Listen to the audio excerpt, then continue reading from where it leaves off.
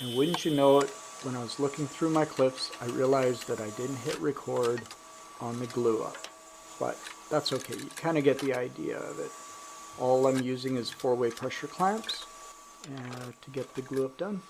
So anytime I do a glue up, I use type bond 3. So now it's time to scrape the excess glue off of the board. This way I can put it back in the CNC machine, get it nice and flat without wrecking my bit.